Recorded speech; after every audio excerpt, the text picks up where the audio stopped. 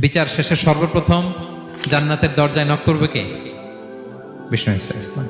আমি হচ্ছি ওই ব্যক্তি যে সর্বপ্রথম আল্লাহর জান্নাতের দরজায় যে নক করবে।